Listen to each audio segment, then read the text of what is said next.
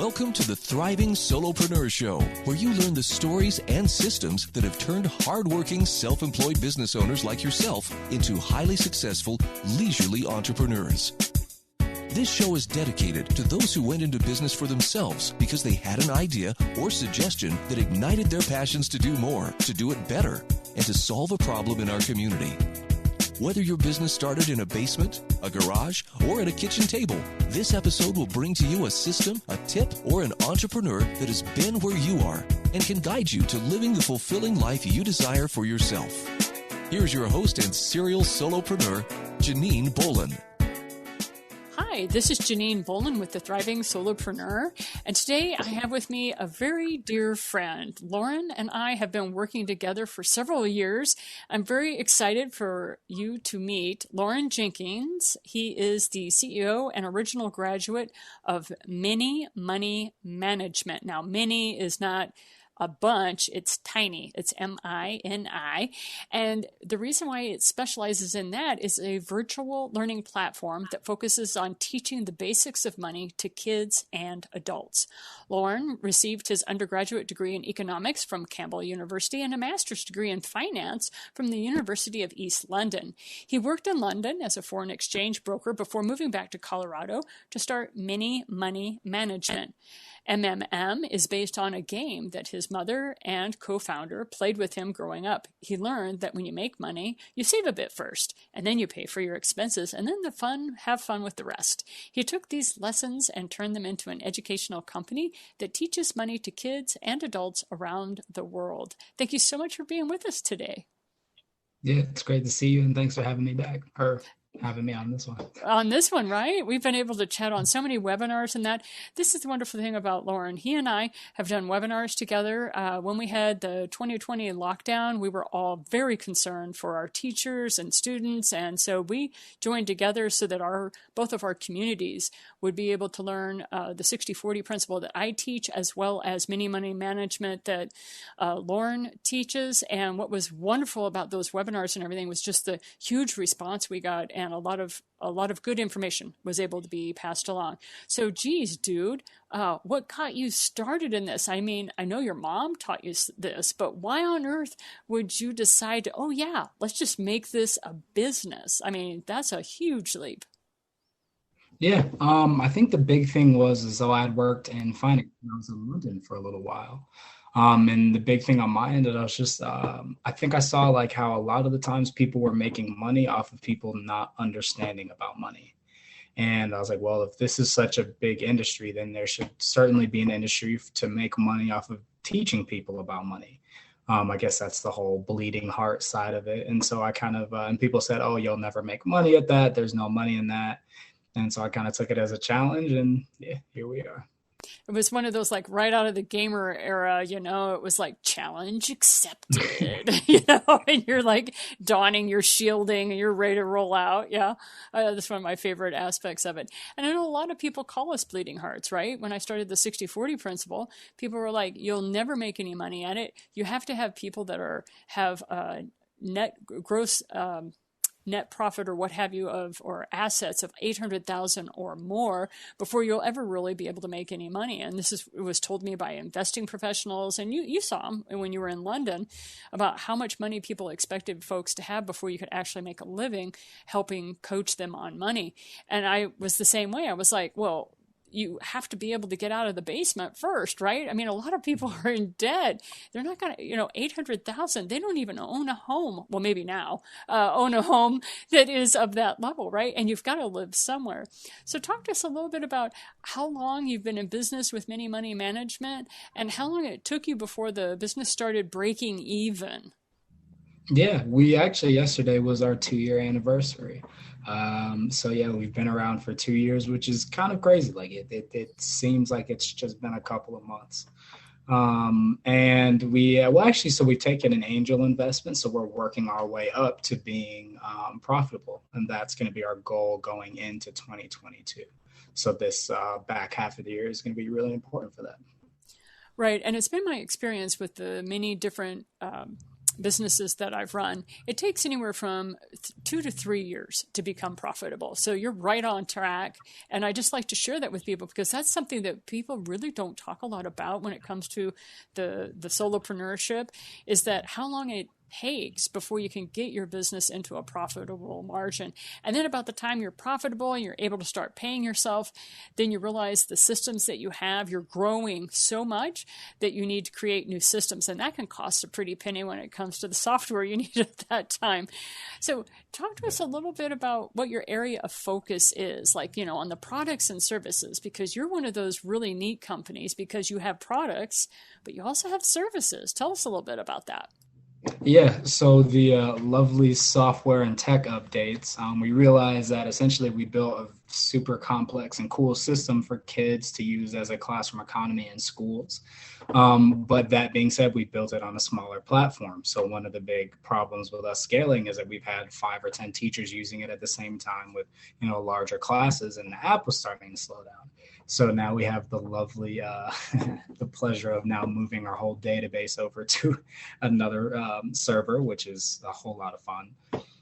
But I think the part that we're really excited about is that we also teach classes. And that was one of the good things to come from the pandemic. Well, obviously a lot of bad stuff. But I think one of the silver linings was that we figured out that a lot of people really just want to learn about money. They just don't know where to start.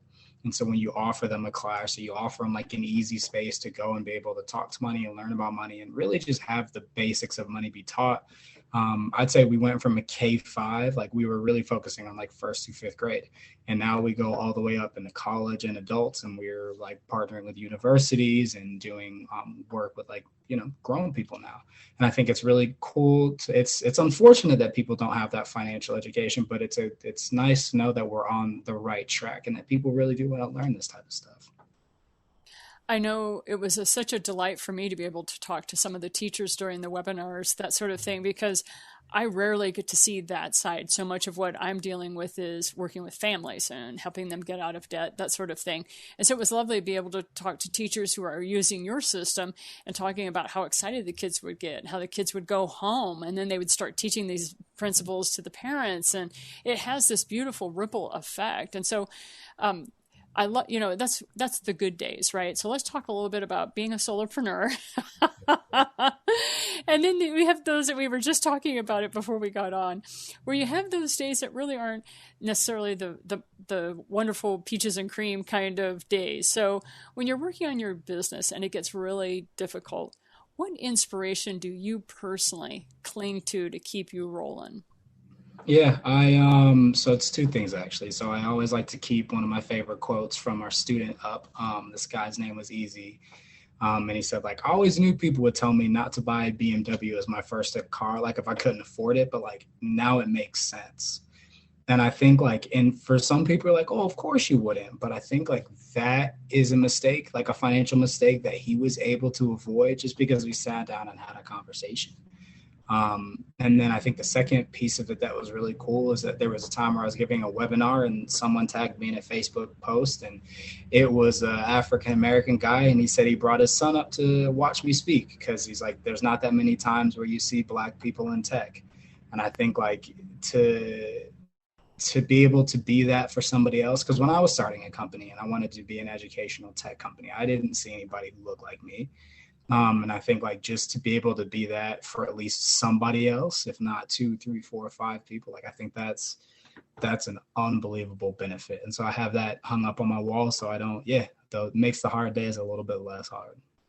It does. The one I got was having a woman be able to talk to other women about business and talk about finances, because we have very different, as mothers and as wives, we have very different concerns than our male counterparts. And not that there is any lack of education on that side, but we really come at money differently. And so that's the thing that I love about what you do, is if we can inspire anybody, whether it's by what we look like or by our area of life experience, that's exciting. Yeah, I'm glad that you have that. That's wonderful. So, this is what we always like to talk about in the Thriving Solopreneur. There's always those dark nights of the soul where things have been not going very well. And there's that dark night of the soul. You wake up at 2:30. In your case, you have an angel investor. And in my case, I was pulling money from my personal savings account. And when things start getting down to a certain level, you're like, something has got to change. So how do you bounce back from those sorts of dark nights of the soul? And this is so helpful because I think sometimes business people don't talk about it, but it happens to all of us and at different times. Like it can be at the 6-month mark. That was a really big one. The 18-month mark. And then again at the 3-year mark, there's all these, it's almost like relationships, where they talk about when relationships have challenges. I've noticed that it's the same with businesses. So can you tell me about that for you? Yeah, I think that entrepreneurship is a wave. So you're going to have your really high highs and you're going to have your really low lows. And I mean, yeah, there's been times where I remember I think it was maybe a year and a half ago, and I got laughed out of an investment meeting. Like it just, yeah. And I think like at the moment I was like, you know what, I don't know if I'm built for this. But I think the thing that like helps me is like seeing what happens when you make it through one. And like the first one's always the hardest, but then you see like, you've got a great support system. It's always about your family and your friends and like, making sure you're in a good headspace, meditating, exercising. And I think like those things become very apparent when you get to like those low lows, and it's going to happen. But I think like now when I hit a low, I know like, okay, I've made it through this before, or like this has happened before. I felt like this before. And so a piece of it is just kind of experience and like knowing that like you have to weather the storm and knowing how to weather the storm. But also just accepting that it's going to happen. Like anything that you care about this much, anything that you love and like put your heart and soul into, yeah, it's going to hurt when things don't go your way. And so just kind of managing that, I'm working on, to say the least. I think we're all a work in progress with that, because I've even talked to people who were multi 7-figure kind of companies, and they even talk about, I got stressed the other day because blah, blah, blah. And I just started laughing. I was like, oh my God, it never stops. It is truly a lifestyle. And I love what you just said about how make sure you're meditating, make sure you're doing your physical care, like you're moving, you're exercising, because a lot of times we get stuck behind the computer for very long periods of time. And so that's the thing that I think is important. Build your lifestyle first, and then build the business around that lifestyle so you stay healthy and you stay in that the best place you can be, considering everything that you have going on. But you also mentioned how family and friends was very helpful to you, your support network. And other than the investment meeting, which we will not discuss because we've all been there, we've all been laughed out of a conference room like, oh my God, are you kidding me? Why are you even here? Right? They look at you because all you have, I remember they told me this, yes, Miss Bolon, that's very lovely, but all you have, my dear, is ideas. I remember that so clearly. And I thought, but I'm an idea queen, man. I've got ideas that I know will work, right? Well, like you said, challenge accepted. I'm going to go show how this will work. So tell us a little bit about the ways the business community has actually helped you, because I know I have my own stories of how other business owners, they were my salvation at staying sane during the more challenging tips. Talk to us a little bit about what you experienced. Yeah, I think the biggest thing is that it's therapeutic. Like there is something to getting on a call and seeing somebody who looks just as tired as you and can understand like how difficult this journey is.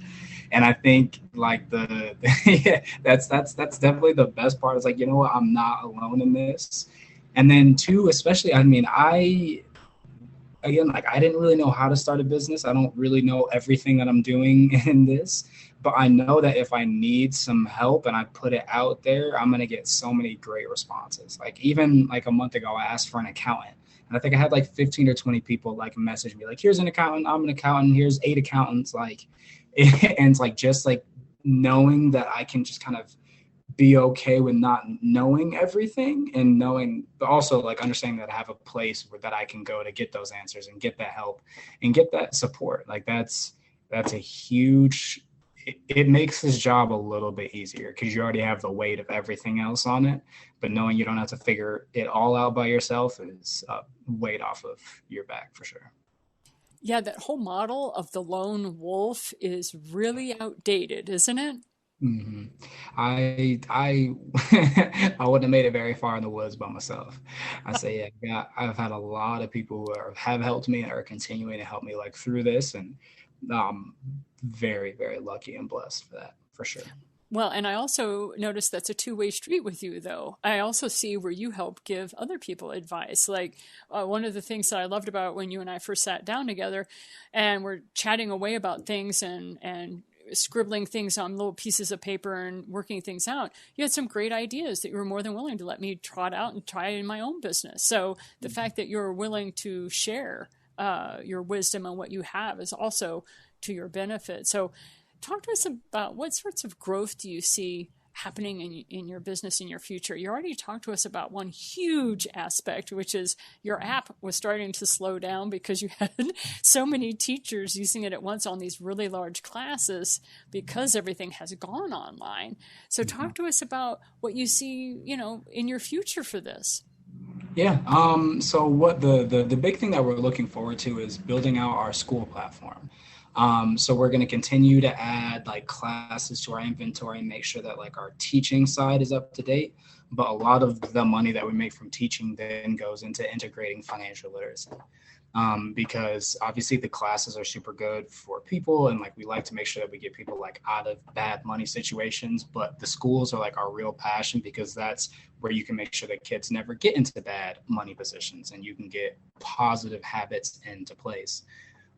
So yeah, I think it's super exciting because as we grow in schools, then our classes grow, and then as our classes grow, we get to grow in schools. So really just helping, as many people as we can just learn about the basics of money.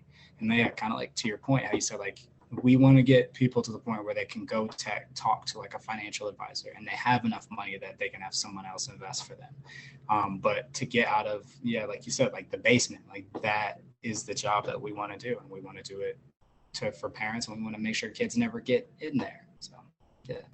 And you guys do that so well with Mini Money Management. I really appreciate it. Is there anything else you want to share with us before we go today? No, just kind of a little shout out to you, because I will say that like the one thing you said to me at the beginning of this journey was like, yeah, in financial literacy, there's no such thing as competition. And I think that really has like just changed, like that like really set the tone for my mentality and like the community that I've like built up. And you're one of the first people to support me on this journey, and we're here talking 2 years later, which is like really cool. So yeah. Who knew we would be here 2 years later? I'm looking forward to year 10 when you have your 10th year anniversary. You come on back, or even 5-year anniversary, right? It's one of those things. It's like each year you're like, okay, I'm getting a little smarter. Still have big challenges, getting a little smarter about those challenges. But when it does come to financial literacy, you're absolutely right. There really isn't any competition. There is so much debt awash in the world. And the more people like yourself that are willing to step up to the plate and say, you know what, we're going to start educating the next generation on how dangerous debt is and why it's not really the best thing to go out and run out and get a BMW just because you have a job. You may want to buy some used clunker first and then save up for the, BMW or whatever. And I just love the way that you were able to coach that young man. How can people get a hold of you, Lorne, if they're really interested in what you have to offer? Yeah, if you want to sign up for any of our classes or use it in school, go to minimoneymanagement.com and then follow all of our social media for money tips. We've got Financial Literacy Fridays. We talk about all of our deals, and we really just try to help educate people. So all of our socials are Mini Money Management. And yeah, if you want to, email me, lauren@minimoneymanagement.com, and yeah, let's chat. Okay, and you kind of screamed by that a little faster than my Midwestern ear could hear. What was it on Fridays again? What is it you do? So we do Financial Literacy Fridays. So we'll have tips, we'll have like budgeting sessions, and just, yeah, make it easy and fun to talk about money. Oh, and is that on like a webinar, or what is that? Is it on? Yes. So we've got social media posts, we'll do webinars, we'll have like Q&A sessions, we'll do Instagram lives. So we just try to always do something money based on Fridays. Fabulous. Okay, thank you. I just wanted to really get that point home because it's one of those things that if somebody is interested, it's like, whoa, you say social media, that can be 18 different platforms. So where do you want me to go? So excellent. Thank you so much for sharing. Wonderful. Well, thank you so much for being with us today, Lorne. Yeah, thanks for having me. And this is Janine Bolon with the Thriving Solopreneur. And today's guest was helping with the financial literacy that is so desperately needed in our world. If you are a business owner and you are working your business and you are in debt because of that business, please reach out to me, Janine Bolon at JanineBolon.com. Hit the contact page. Let's talk about getting you debt-free, and then let's get that side hack that you're working on profitable. Also, if you have young children, you'd like an educator to help you with that, please reach out to Lorne Jenkins at Mini Money Management. Reach him on those places and start those classes. They're very reasonably priced. Even if your teacher at school is not involved in it, you can get on as a family. And it's very, very easy to use. My own family's used it. We had a great time with it. So I just want to make sure that you reach out to Lorne Jenkins. Have a great day. And remember, my dear business people, keep your feet on the ground while you're reaching for those stars. We'll see you next Friday. Thank you for listening to the Thriving Solopreneur Show. We hope you found this episode helpful and uplifting. Be sure to visit us at JanineBolon.com/podcast, where you'll find a library of videos, books, and podcast programs to guide you to the future you envision for yourself. We also ask that you visit our sponsor, the8gates.com, for the books and online courses that share with you the debt-free living lifestyle that allows business owners like yourself to flourish. Have a great day, and see you next time.